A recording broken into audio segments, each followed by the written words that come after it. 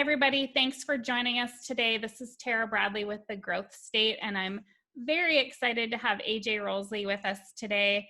For the last 2 decades, AJ has helped multinational corporations launch and grow their brands, driving billions of dollars in sales across over 50 national markets.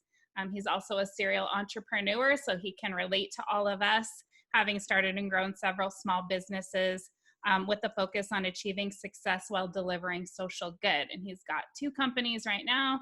We share a background in healthcare, so he's got Health Point Research, and then also the founder of the Core Marketing Method, which he's going to talk to us today about.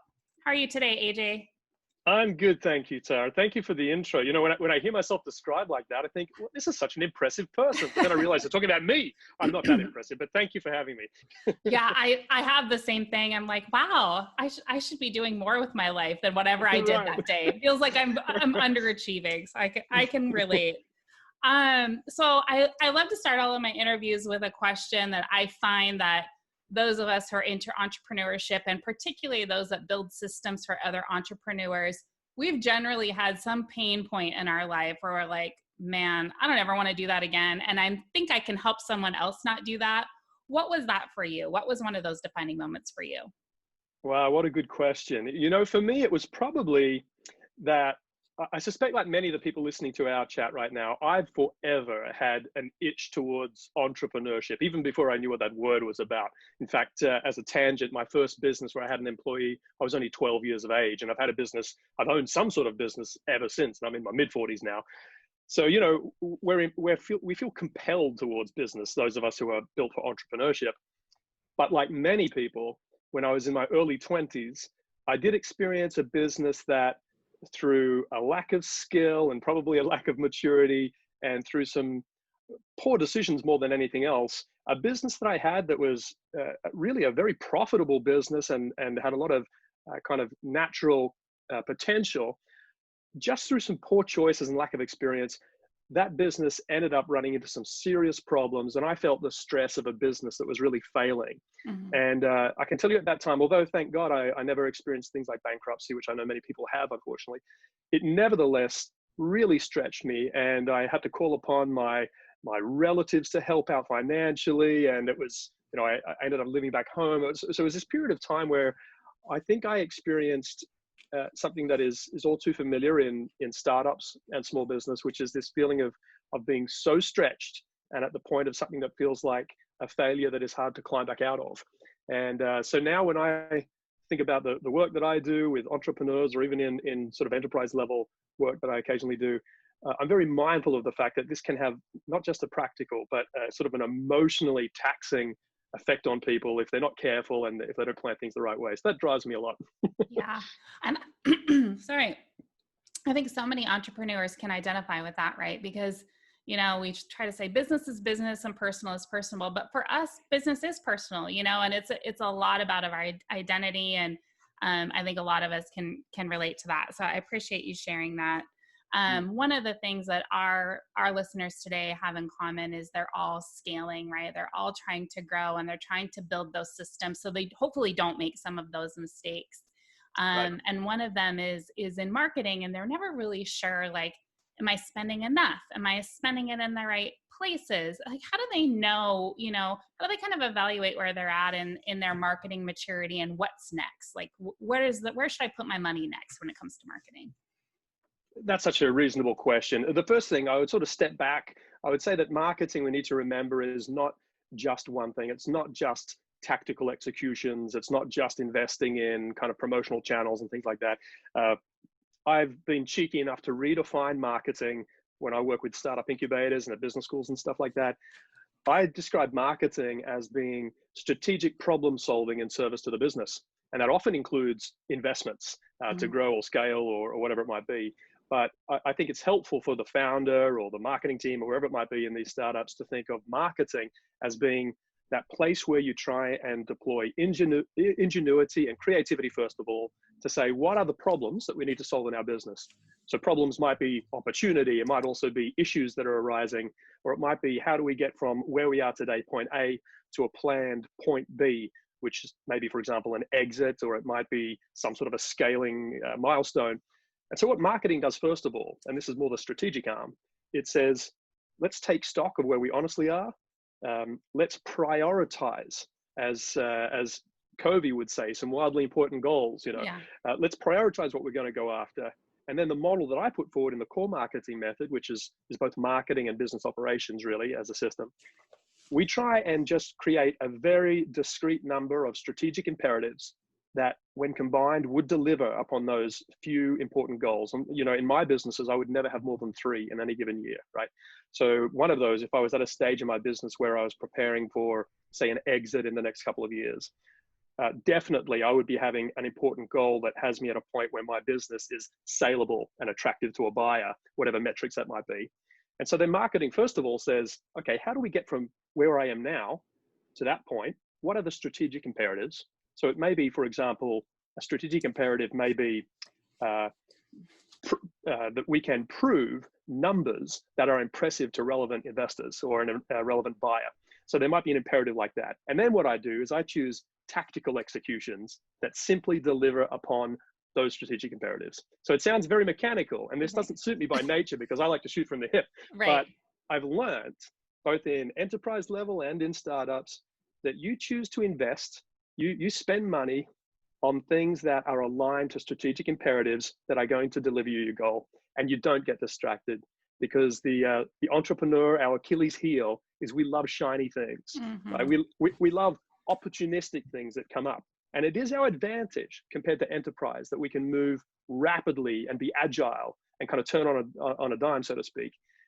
But the issue is when we allow ourselves to do that at the expense of what is our main priority, right? So in answer to your question, how do you invest? I would always be investing in tactics that, through research, and by that can mean just like little test runs, for example, are proving to deliver on these strategic imperatives. And then I would potentially even dial up investments if they're showing me that they are bringing me towards that strategic imperative at a rate that's acceptable, and that I have the correct cash flow and stuff like that. But I've become fairly ruthless in saying no to opportunities, because I've realized that, to use an old saying that my old hometown religious minister would say, he'd say, the good is the enemy of the best. And that can be true for tactics. Right. You get a good opportunity. It's only $50,000. You can invest in this cool piece of software or whatever it might be. If that's a cool thing, but it's distracting you from getting that imperative, that strategic imperative, then you just have to learn to grow up and say no sometimes. Right. Yeah, I can totally relate. I'm known as the dream killer. I come in and say, well, you can't do 14 things because you only have 4 people on your development team. So Right. pick 2, or really 1, and let's get that one to market. How often, AJ, when you go in to work with a company that's scaling and has a decent amount of trajectory with a core product or flagship product, do you have to say, you start to dig in and you're like, stop, you are so focused on too many things, like do the one thing and do it really well, and then we can go on to the next thing? I would guess it would be upwards of 8 out of 10 times, because, by nature, very lean teams tend to do more than one job at once. In enterprise, they have the other problem, which is lots of people siloed.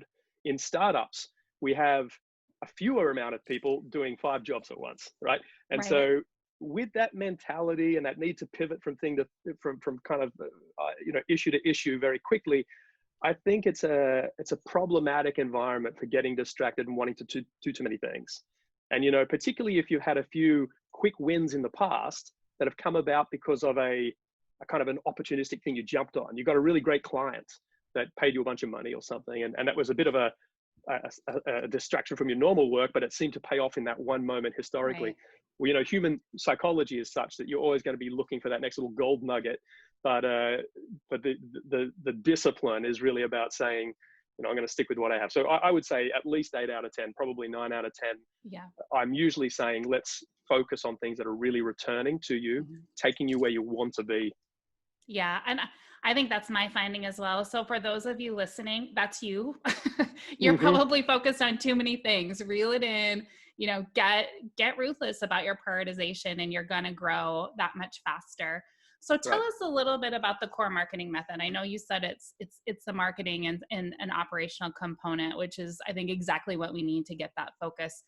Kind of walk us through what that's like and how we would apply a system like that. Okay, so back in the early 2010s, I think it was maybe 2011, I was based in the UK. Most of my background, as you alluded to earlier, has been in healthcare, a little bit of technology as well. But typically, what would happen is in pharma and medical device companies, they would call me in to work with marketing teams to kind of train on some particular things and develop launch strategies for new drug lines, for example, or new medical devices. So that has me around the world in different places. I was in the UK and I became really interested in this field of behavioral economics, right? So this is it's a sort of a branch of human psychology. And it struck me as being very informative of the way that we all operate and to me, it had immediate application in business. So I went about trying to utilize this in enterprise, in healthcare, where you and I have both done some work in the past, I expect. And I developed some processes that allowed marketers to kind of understand a little bit of human psychology in this field of behavioral economics to make good plans and good tactics as a result. But even though that was true, my heart and soul has always been in smaller businesses and startups. It's just where I love to be. Mm-hmm.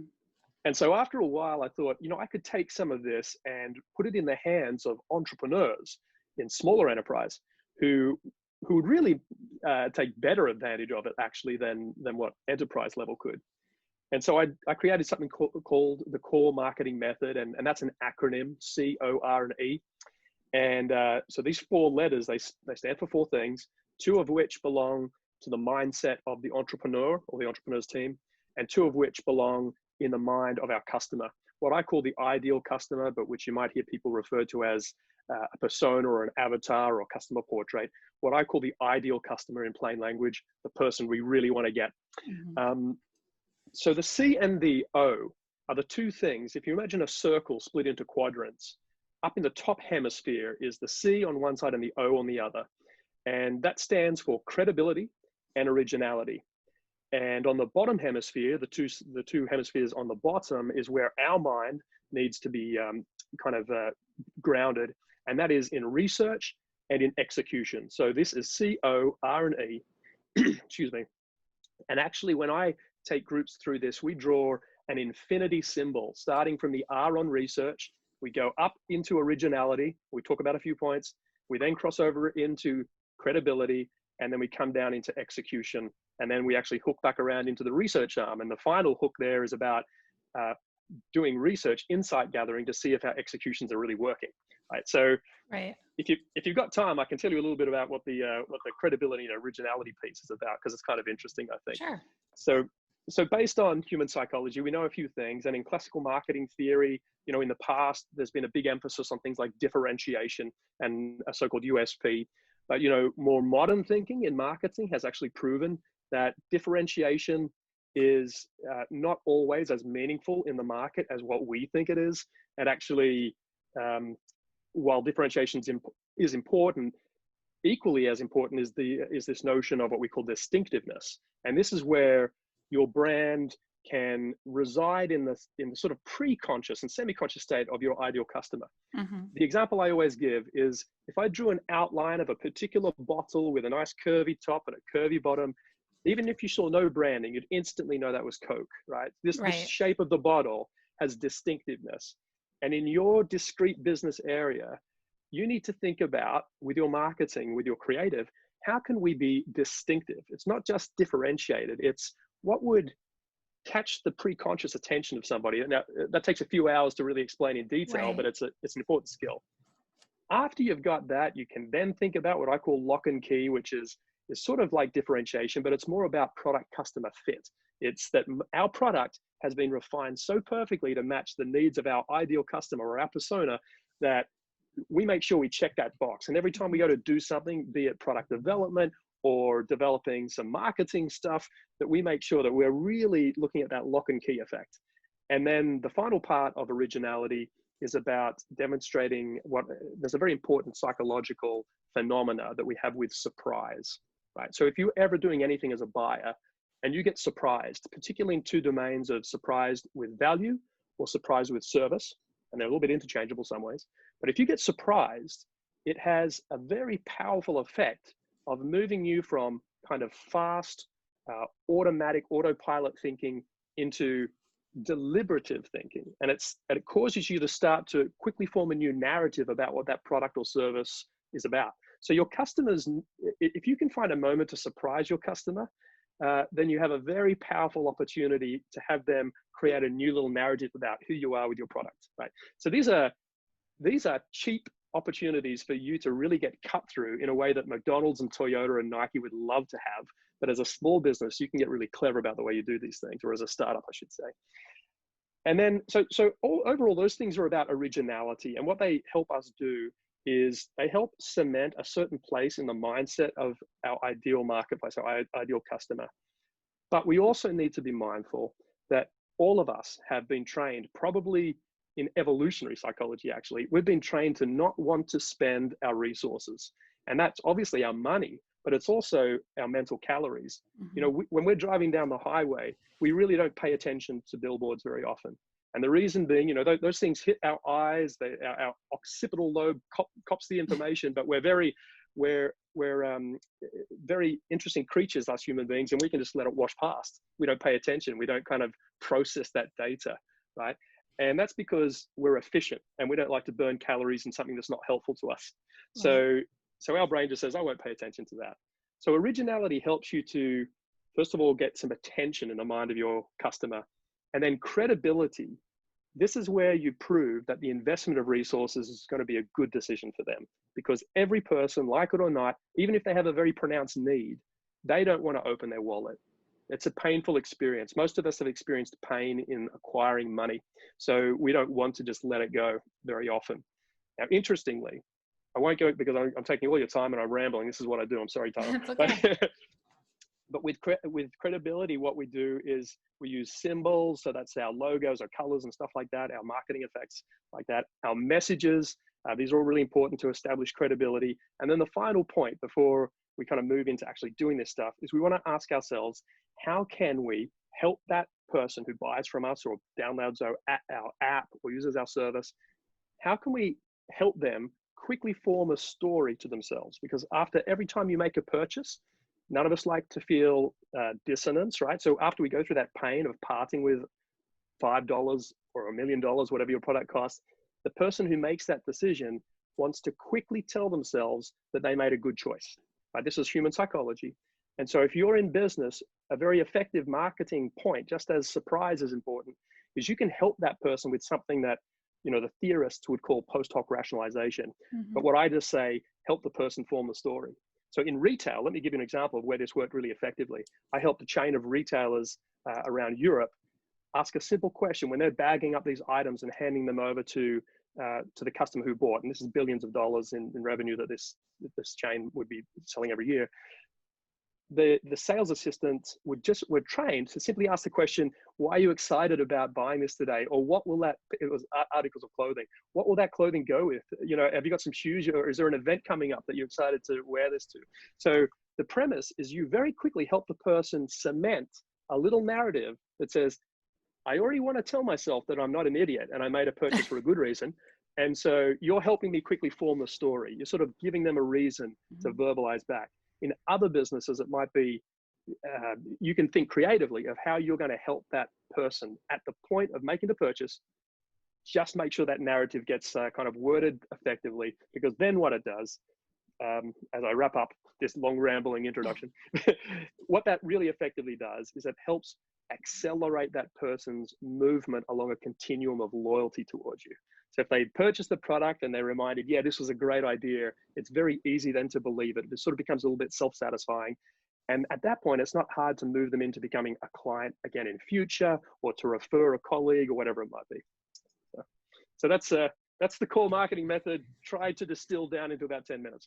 No, I think it's great. And I think it's so important to understand that full spectrum of marketing. It's not just filling the pipe, right? It's not just making sure you've got a full funnel. It's having a sales story and making sure that resonates with the buyer. And I love the psychology of it, because I think sometimes that's where we miss the mark, particularly if it's a long implementation or something like that. Like a lot of times you've got to go back to that, right? And you've got to remind them, like, this was a good decision and this was why, and let's make sure we're keeping that in front of everyone. So I love that.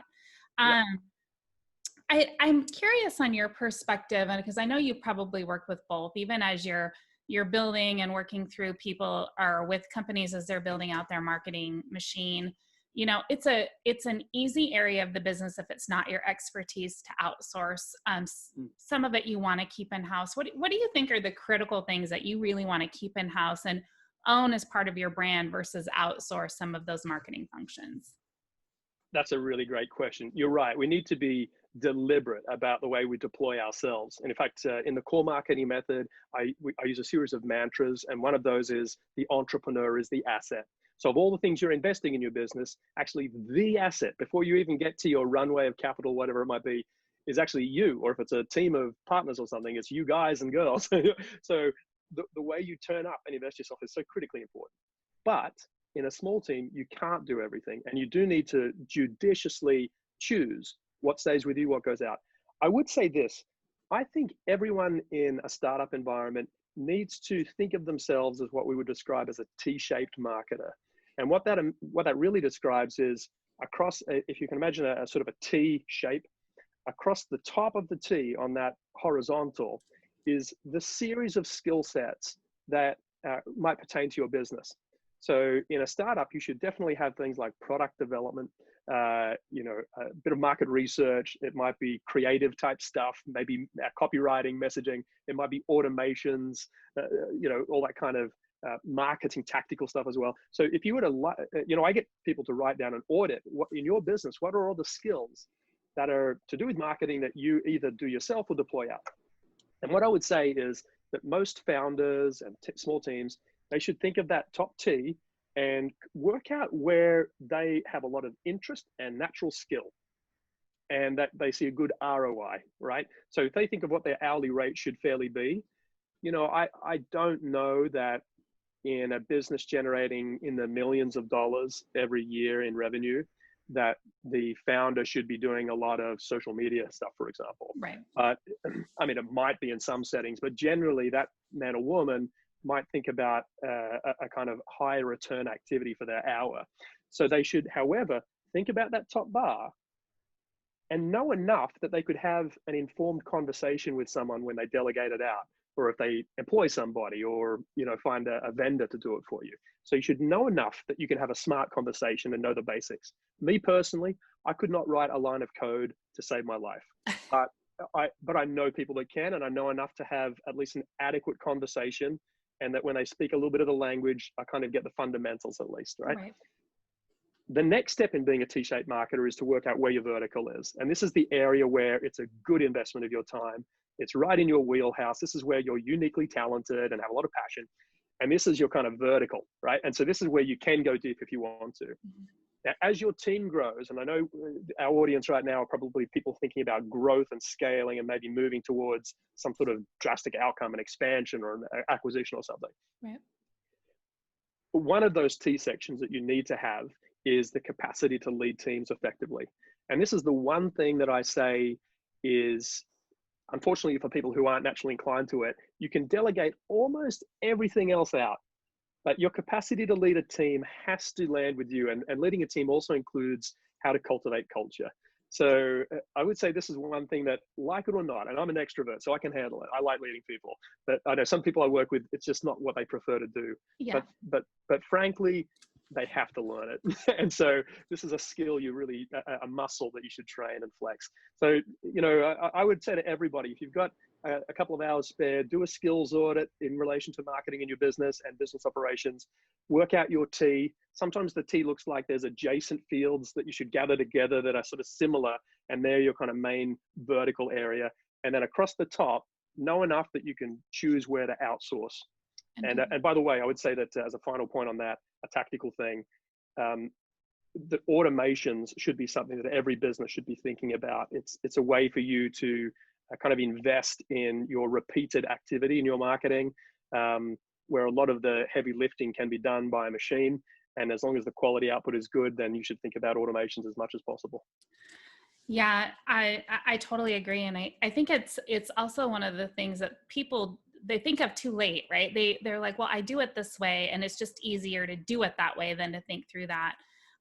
But I love where you went with that. And the team part, you and I could probably talk for hours on that specific topic of, so many times it's how you grow and lead that team. But the one thing I wanted to get from you, because I know we don't have a ton of time left, Sure. is I would love your perspective on, how do we look at the marketing piece in terms of, every time I've gone into diligence with a PE or a VC, the one question they always ask me when they look at my marketing budget is, if I doubled your budget, could you double your sales? And I can't tell you how many times I've been in the room with a founder CEO where they could not answer that question. They didn't know how to evaluate their marketing spend to give a good answer. How do you train, founder CEOs, leaders of growing companies to really evaluate that spend and be able to confidently answer that question?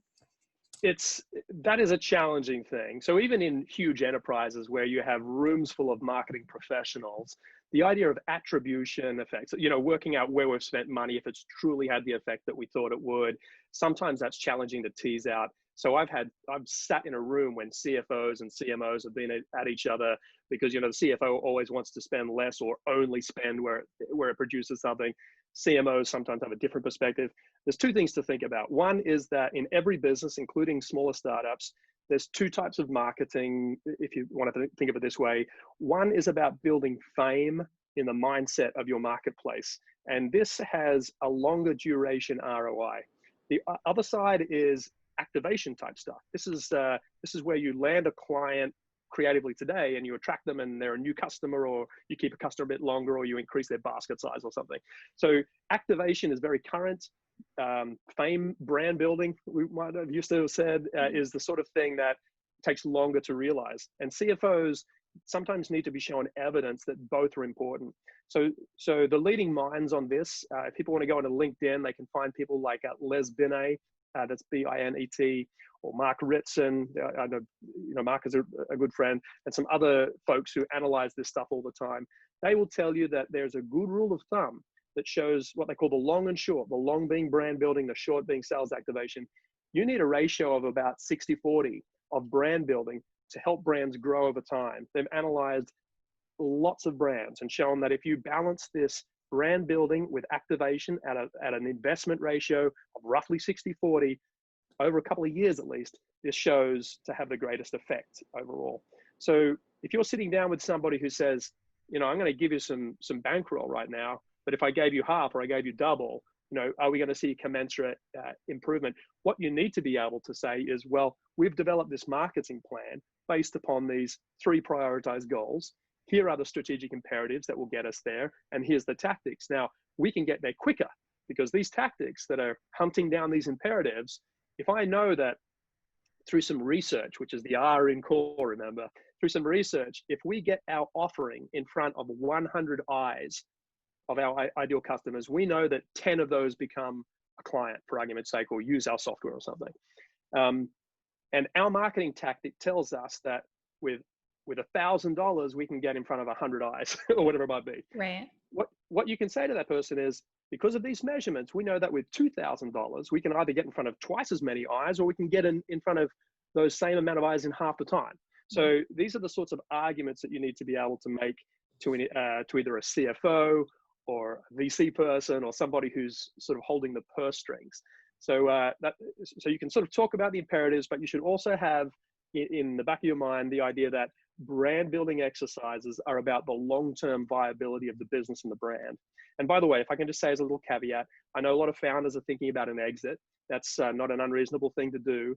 But I actually think that, dare I say, almost ethically, it's important to think that actually what you should create in your business is a growing, sustained business over time that should still be a brilliant business well after your exit, if that's what you choose to do. Mm-hmm. So if you have that mentality, it helps you to craft marketing plans that have persistence and sustainability. And that's where that 60-40 thing happens, because, otherwise we can be tempted to invest too heavily in activations because we want to be impressive this month or this year. But, in truth, it's important to do both. Yeah. And I think that's a great point because, so often when, we as founder CEOs, entrepreneurs, we're building a company and you're looking for an exit, That's exactly what it feels like, right? You feel like it's a quick sales job to just get out of this company. Whereas to your point, I think you can talk about that 60-40 investment, the brand image, what the long-term plan is. It shows that you've not just thought about the business today, but that it's truly scalable and that you've built something that's scalable that they can build on. The other thing I like about the 60-40 split that you explained is if they don't feel like they're doing that today, they can say, hey, we've spent this much on activation at the sacrifice of building a long-term brand. And that's really where we would like to invest. Because I think a lot of time that's when that financial partner comes in, they put that focus on that. Right. And by the way, it would not be unusual that people have a bit of a plan in mind. And so they are thinking about this exit or what have you. And that those plans change without that being what you had intended, right? And so if you find that your intention was to be kind of exiting in 2 years, say, you wouldn't be the first entrepreneur that find yourself in 5 years still in that business. Now, what you should be doing is to say, okay, well, I wanted the exit, that hasn't happened, but you should still be delighted with how your business is going in 5 years. And that meant that you had to start originally at the start with that kind of mentality in place. And as the flip side of this coin as well, is that the best partners, the best financial partners are all, by the way, the corporations or whoever it might be that want to buy you out, for example. Most of them are pretty proficient at seeing who has invested in something that does have true growth, that does have brand equity, so to speak, in its niche. So the better people you partner with are probably going to be looking for that stuff too. Right. Agreed. Well, I know we're out of time. I've appreciated you taking the time with us today. If anybody watching or listening wants to get connected with you or learn more about the core marketing method, what's the best way to get in touch with you? I'm passionate about this stuff. I love talking about it. So it's not just a business for me. So I'm always happy to connect with people. So one place you can just find me is on LinkedIn. I'm there pretty frequently. So that's AJ, the 2 letters, and then Rollsy, Rollsy. You can find me on LinkedIn. You can also go to ajrollsy.com or coremarketingmethod.com. That's CORE marketingmethod.com. You'll find me in any of those places. But I sometimes do a little bit of work with business schools and stuff like that too. So, if you're in the States, especially, maybe I'll see you at meetings. Please come up and say hi. Perfect. Well, we'll have all of AJ's information on his opt-in page as well. Thank you so much. And I look forward to chatting with you again. Thanks, Tara. Great.